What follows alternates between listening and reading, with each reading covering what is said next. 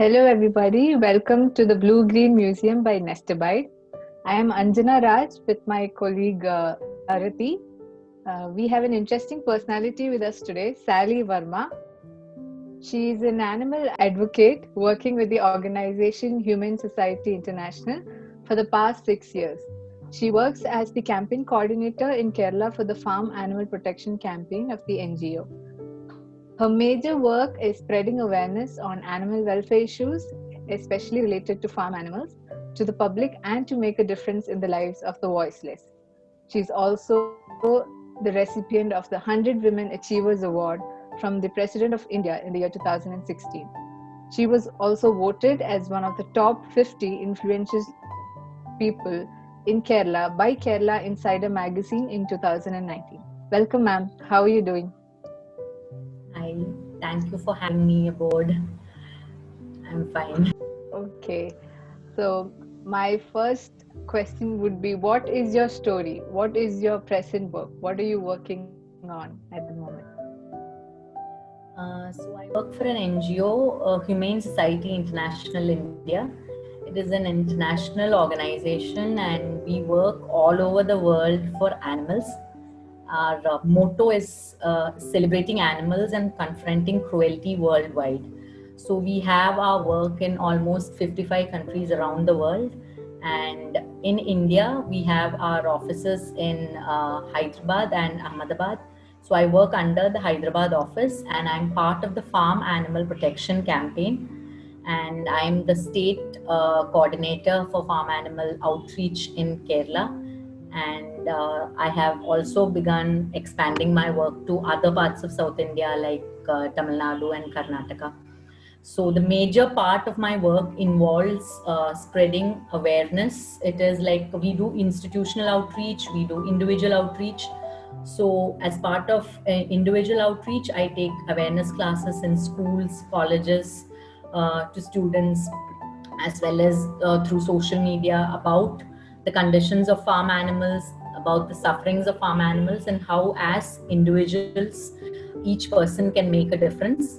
And we also have a large institutional outreach where we take sessions and workshops to hotel management institutions as well as bakeries and restaurants, where we give trainings to people on how to do plant-based, to inculcate more plant-based items in their regular cooking or baking, whatever it is. So this is part of my work, and our organization works for all types of animal cruelty as well as all sorts of animal issues in India, and including laboratory animals in laboratories, for animals during disasters. We do disaster response, and we also have a team that works for companion animals like dogs, cats. We do animal birth control programs where we sterilize street dogs, we vaccinate them against rabies. So we have a lot of programs going on, and I am part of the farm animal protection campaign. So, what would you like to say about climate change and that with respect to your work? Yes, so when we talk about animal welfare or when we talk about farm animals, people think that it is something that is only related to the suffering of animals, and we are talking to people from we are asking people just to be compassionate towards animals, but people fail to understand that this is related in a very large way to what is going to happen to us in the future, because animal agriculture is one of the most leading causes of climate change. And animal agriculture, including organizations like the United Nations, have understood what the animal agriculture is going to lead us into. So if we look into research and data, we find that almost major part of our land that is occupied, the land that is occupied in this planet, is being used for animal agriculture. Like around 45% of the usable land on this planet is used for animal agriculture. And also we see that a lot of areas, forest areas, are being converted into areas where seeds are planted or grain is planted to feed the animals that are used for animal agriculture. So we know that like the whole world is facing a lot of poverty as well as hunger. Hunger is one of the major issues of this world. And instead of directly growing crops to feed the people who are hungry, we see that land is being converted to grow crops just to feed the animals on the farms. So it is like a very twisted way in which it's happening, and instead of directly feeding the people, we find that the animals on the farms are being fed, and this is not actually even reaching half the hungry people in the world. And also we know that clean drinking water is like very less people in this world have like access to clean drinking water, and most of the water sources are being polluted by these factories which dump the waste from the animal factory farms into the clean water sources. And also a large amount of water is being used up by the animal agriculture, and this water actually can be given to like as a water supply to people. So animal agriculture not just affects the animals, it also affects the environment as well as our health. So including, there are campaigns right now like Eat Right India, Eat Healthy, and all these campaigns actually ask people to reduce the animal products in their daily diet and instead increase the plant-based. Like, we follow something called the 3R policy. Our NGO works mainly on the 3R policy, which is reduce, replace, and refine. So what we mean by reduce is something that it is not something that only people who eat vegetarian food, or it's not forcing people to eat vegetarian. It is something which any non-vegetarian can easily implement into their diet. We are just asking them to reduce the amount or the quantity of animal products that they take in their like regular diet. So we have a campaign that is called Meatless Monday.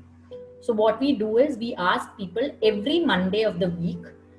It's like giving your body a detox. It is like every Monday of the week they do not consume any products that come from animals. That includes not just meat but also dairy as well as eggs. So this Meatless Monday campaign we do a lot. We work along with NSS departments, National Service Scheme departments, units all over India, as well as schools and colleges that have canteens. We ask them to follow the Meatless Monday policy where they reduce. And this reduction is actually like beneficial not just for the animals, and we give awareness to them that it actually benefits the environment as well as their health. And the second R is the replacement. So what we mean by replacement is, it is like for people who are transitioning, from a totally animal product diet to a plant-based diet. They'll need something that almost tastes like or has the same feeling, same consistency of consuming an animal product. So there are replacements like mock meats. So mock meat is something which is actually very new in places like Kerala, but it is available like very easily available in other parts of Kerala. So we are also working with companies, with entrepreneurs to get this, make it easily available in Kerala.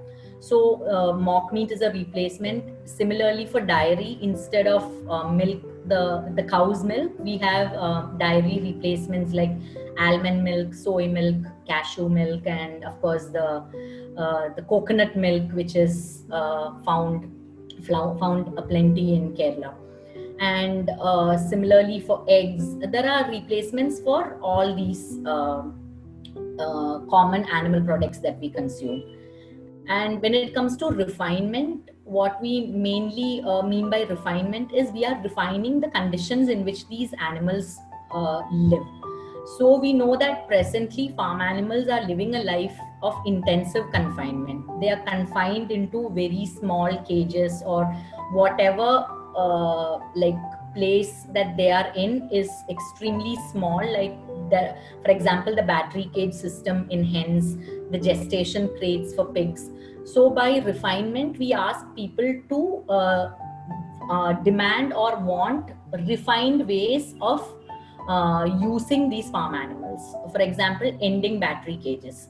So in that way, people can still continue to eat the eggs, but they eat eggs that come from methods that involve less amount of cruelty, like free range farming or cage free farming, where the animals are not subject or they do not go through an entire lifetime of suffering, but they get to live and express their natural behaviors. They get to move around and behave like living beings, instead of just like being treated as some treated as a non-living thing that is just alive to give us something.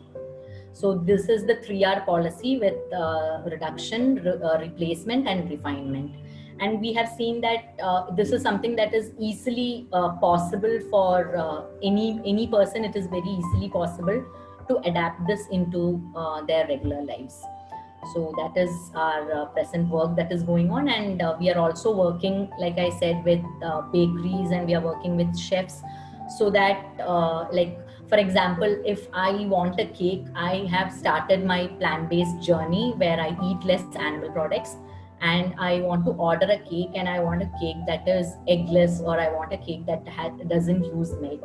But unfortunately, if I go to a local bakery, or if I contact a home baker, most of them are not do not have an expertise in making such products without the use of animal products. So what we do is we give them a lot of training. We give them bakery workshops and culinary trainings, where we give them individual attention, and we give them trainings on how to actually make these items. So along with spreading awareness, so when we make a demand, we make a demand from the consumer, and in order to meet the demand, we also need a supply.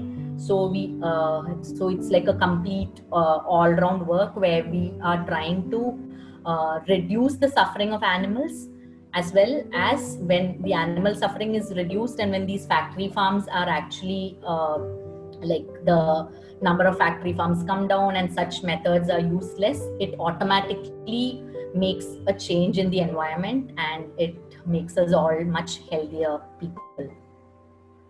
It's always interesting that how all things are connected. Everything, each and everything that we have around is always connected. Ma'am, can you say about any challenges that you have faced during your journey?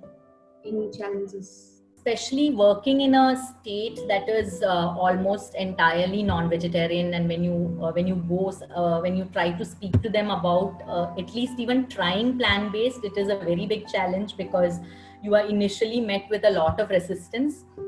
But since the solution that we offer is not forcing somebody to just right away stop eating meat, or it's not like criticizing somebody or making somebody who eats meat feel bad about themselves. It's never like making people feel bad.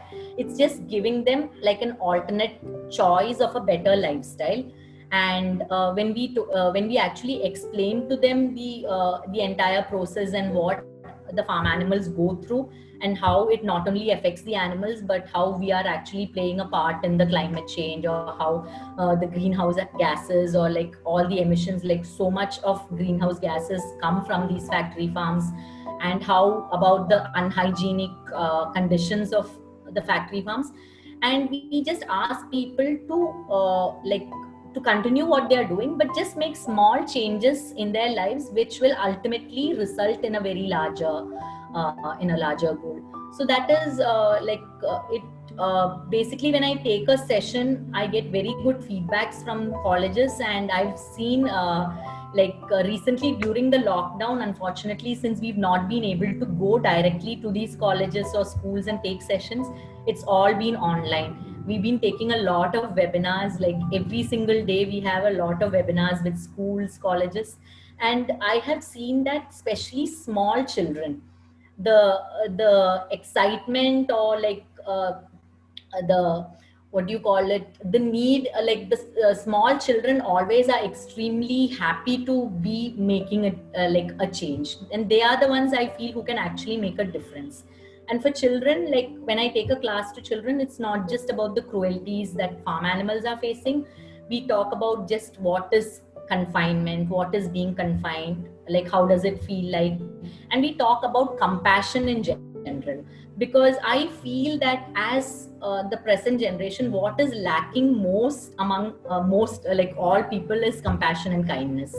Like every single day we just turn on the news and all that we see is how people are cruel towards each other, the amount of cruelty and the amount of like crime and whatever is being like reported. It is so much, and ultimately we can understand that all this has, like if you go back, you see that most of these cases might have like a incidence of animal cruelty which led to all this. So people who are okay with animal cruelty, or people who are used to see this, they like grow up later, and in later stages definitely the cruelty that they do towards animals comes they do it on humans as well. So this is a very researched data that animal cruelty and human cruelty are very much interlinked.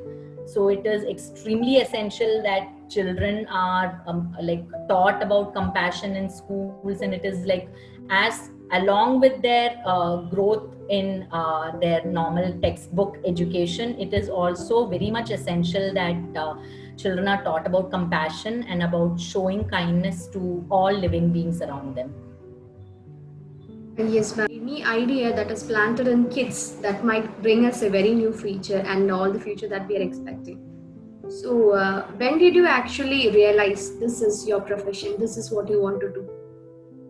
Actually, a journalism student. I completed my journalism, and I never actually thought that I'll be working full time in animal welfare. Like few years back, I think animal welfare was just it was something like a hobby, or it's just an interest that somebody had while they were working in some other field. It's something like something that they liked, but it was never an actual like a profession or a job that somebody could follow.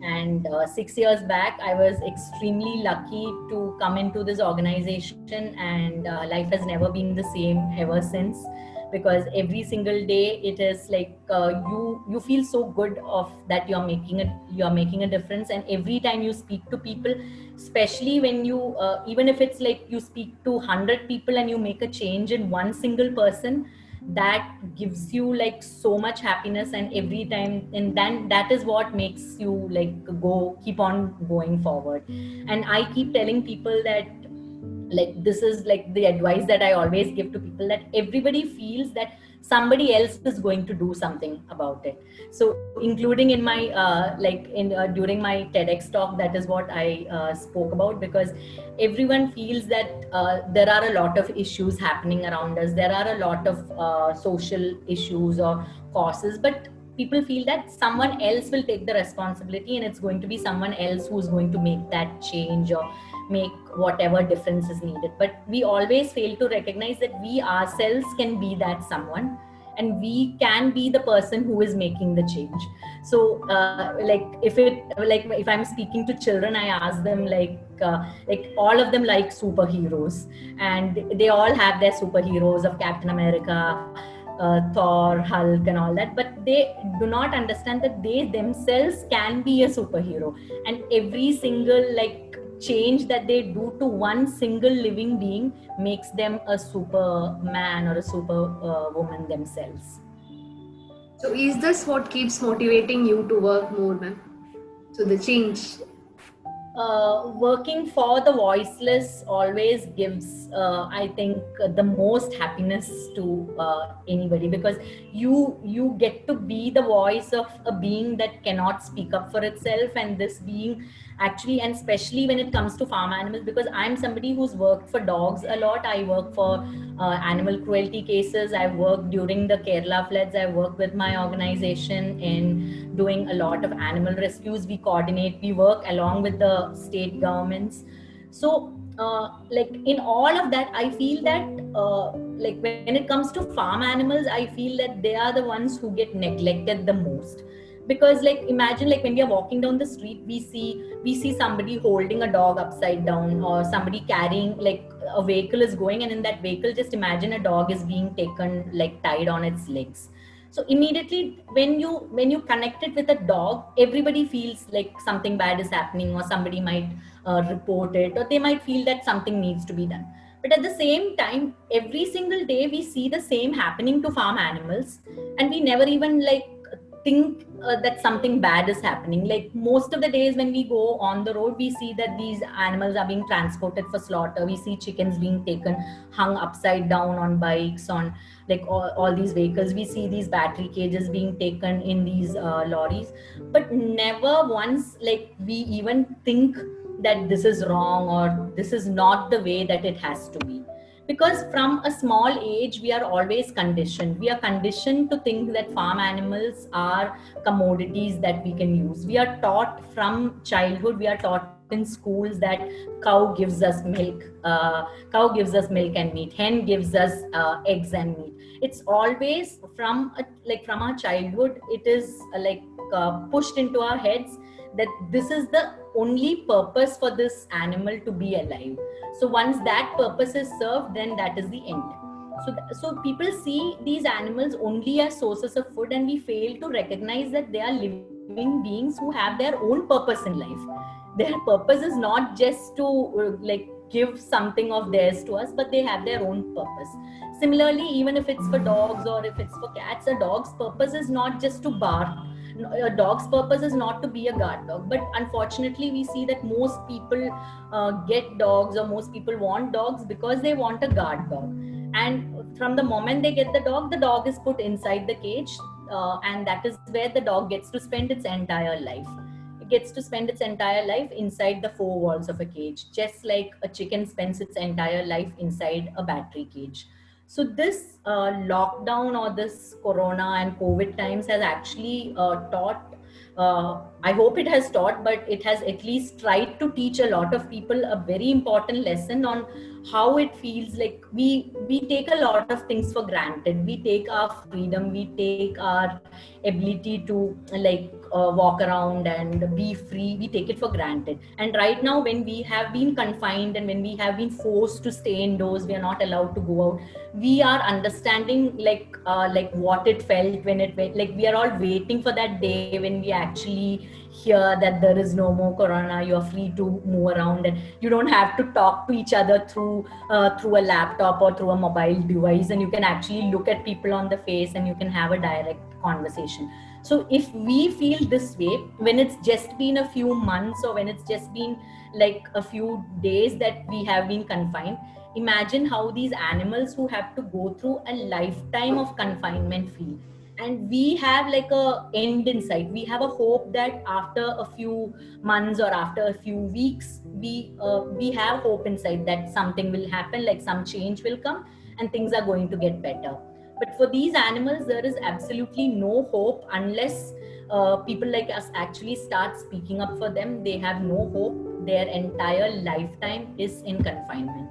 And when you just speak about animal welfare, you cannot expect everybody to understand what you're saying, or everybody might not feel the same connection. Like if I feel a connection towards a chicken, I feel that the chicken is my friend. It's not like you have to feel that the chicken is your friend. You might see the chicken as a source of food, but even if you see it as a source of food and eggs, or as a cow as a source of milk and meat, you can at least want that the animal gets to live a life without suffering until the moment it is killed. So we'll get to the last question. What would you like to give as a message to the audience, to the public, to the society, especially the youth of our country?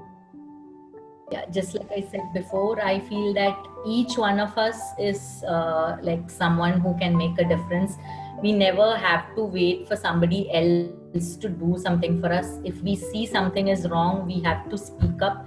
We have to know that it is our time to speak up, and we never have to feel what other people are going to think about it, or whether it is actually going to make a difference. Like at the end of the day, when we go to sleep, we just have to feel like there shouldn't be any guilt inside us that we did not give an effort on our part. And even it is basically just don't even think about it as animal welfare or human welfare. It's all like overall it's just about being compassionate.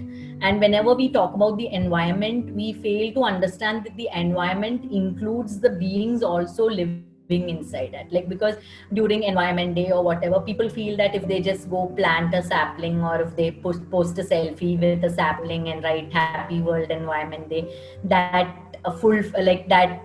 makes them like environmentalists, or they've done their part. So people have to understand that the environment is not just that, it comprises a lot of other things. And unless you are compassionate, and unless you actually take a stand against the different cruelties, or of the different things that are happening to the beings in this environment, ultimately there is not going to be a planet for us to live in. And ultimately it is going to affect not just the animals but us included.